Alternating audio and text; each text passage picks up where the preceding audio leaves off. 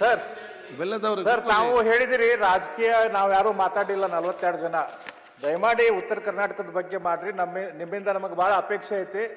ಅವ್ರೇನ್ ಹಿಂದಿನವ್ರು ಮಾಡ್ಯಾರ ಬಿಡ್ರಿ, ನೀವು ಮಾಡ್ರಿ. ರಾಜಕೀಯ ಮಾತಾಡೋದು ಬೇಡ, ಕಾಂಟ್ರವರ್ಸಿ ಮಾಡಿ ನಮ್ಮ ಟೈಮು ನಿಮ್ ಟೈಮು ವೇಸ್ಟ್ ಮಾಡೋದು ಬೇಡ. ಉತ್ತರ ಕರ್ನಾಟಕಕ್ಕೆ ಏನ್ ಮಾಡ್ತೀರಿ ಅದ್ರ ಬಗ್ಗೆ ದಯಮಾಡಿ ಹೇಳ್ರಿ. ರಾಜಕೀಯ ಅಲ್ಲ ಮಿಸ್ಟರ್ ಬೆಲ್ಲ, ನೀವು ಲಾರ್ಡ್ ಏನ್ ನಡೆದಿತ್ತು ಅದು ಹೇಳ್ಬೇಕ ಬೇಡ, ನಡೆದದ್ದು ಹೇಳ್ಬಾರ್ದ? ಸರ್ ಈಗ ಉತ್ತರ ಕರ್ನಾಟಕದ ಬಗ್ಗೆ ಹೇಳಿ ಸರ್. ನೀವು ಕೇವಲ 3 ನಿಮಿಷ ಇದ್ದ ವಿಚಾರ ಹೇಳ್ತಾರೆ. ಪಾಲಿಟಿಕ್ಸ್ ನಾ ಹೇಳೋದೇನು ಪಾಲಿಟಿಕ್ಸ್ ಏನ್ರಿ? ಇಲ್ಲ ಸರ್, ಒಂದ್ ನಿಮಿಷ. ನಾ ಹೇಳೋದೇನಂದ್ರೆ, ಯಾವಾಗಲೂ ಇಲ್ಲಿ ಉತ್ತರ ಕರ್ನಾಟಕ ಬೆಳಗಾವಿಯಲ್ಲಿ ಅಧಿವೇಶನ ನಡೆದಾಗ 11 ಸಲ ಏನೋ ನಡೆದಿದೆ ಚರ್ಚೆ. ಅಧ್ಯಕ್ಷರೇ, ಯಾವಾಗಲೂ ಕೊನೆ ಶುಕ್ರವಾರ ಇವತ್ತೇನೈತಿ ಇವತ್ತು ಕೊಡ್ತಿದ್ರು. ಯಾವ ಶಾಸಕರು ಇರ್ತಿದ್ದಿಲ್ಲ, ಯಾರೂ ಇರ್ತಿದ್ದಿಲ್ಲ. ಆದರೆ ಮಾನ್ಯ ಅಧ್ಯಕ್ಷರು ನಮ್ಮ ಎಲ್ಲರ ಒತ್ತಡ ಮೇರೆಗೆ, ನಮ್ಮ ಎಲ್ಲರ ವಿನಂತಿ ಮೇರೆಗೆ ತಾವು ಮೊದಲೇ ದಿವಸದ ಅಜೆಂಡಾದಲ್ಲಿ ಹಾಕಿದ್ರಿ. ಅದಕ್ಕೆ ತಮಗೆ ಮೊದಲು ನಾನು ಧನ್ಯವಾದಗಳನ್ನು ಸಲ್ಲಿಸಲಿಕ್ಕೆ ಬಯಸ್ತಾ ಇದ್ದೇನೆ.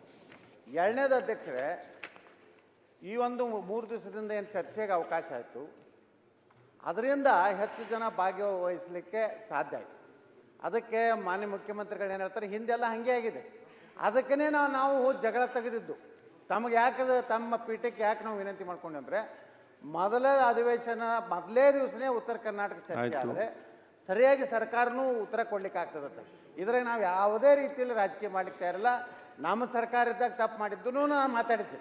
ನಾ ಏನು ಮುಲಾಜಿ ಇಟ್ಟಲ್ಲ ಯಾವುದು.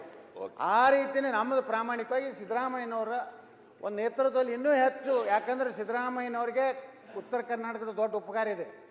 ಅವರ ರಾಜಕೀಯ ಪುನರ್ಜನ್ಮ ಕೊಟ್ಟಿದ್ದು ಬದಾಮಿ, ಅದು ಉತ್ತರ ಕರ್ನಾಟಕ. ಅದಕ್ಕೆ ಹೆಚ್ಚು ಅವರು ಈ ಭಾಗಕ್ಕೂ ಲಕ್ಷ್ಯ ಕೊಡ್ಬೇಕಂತ ವಿನಂತಿ ಮಾಡ್ಕೊತಾರೆ. Okay okay. ಮಾನ್ಯ ಅಧ್ಯಕ್ಷರೇ, ಯತ್ನಾಳು ಅವರು ಸೀನಿಯರ್ ಲೀಡರ್, ಅವ್ರು ಏನು ಸಲಹೆ ಕೊಟ್ಟಿದ್ದಾರೆ ಅದನ್ನು ಗಂಭೀರವಾಗಿ ಪರಿಗಣಿಸುತ್ತೆ ನಮ್ಮ ಸರ್ಕಾರ. ಉತ್ತರ ಕರ್ನಾಟಕದ ಅಭಿವೃದ್ಧಿ ಬಗ್ಗೆ ಏನೇನು ಮಾಡ್ಲಿಕ್ಕೆ ಸಾಧ್ಯ ಆಗ್ತದೆ ಎಲ್ಲ ಕೆಲಸಗಳನ್ನು ಕೂಡ ಮಾಡ್ತೀವಿ. ಆಗ್ಬೋದಾ? ಆಯ್ತು ಆಯ್ತಾಯ್ತು.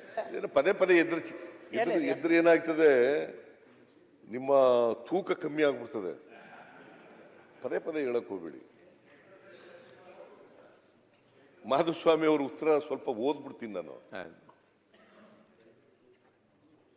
ಮಾನ್ಯ ಅಧ್ಯಕ್ಷರೇ, ಬೆಳಗಾವಿಯಲ್ಲಿ ಶಾಸನಸಭೆ ನಡೆದು ಈ ಭಾಗದಿಂದ ಆಯ್ಕೆಯಾದ ಪ್ರತಿನಿಧಿಗಳು ಉತ್ತರ ಕರ್ನಾಟಕ ಭಾಗದ ಅಭಿವೃದ್ಧಿಯಲ್ಲಿ, ವಿಶೇಷವಾಗಿ ನೀರಾವರಿ, ಇಲ್ಲಿ ಪ್ರವಾಹದಿಂದ ಆಗಿರುವ ಹಾನಿ,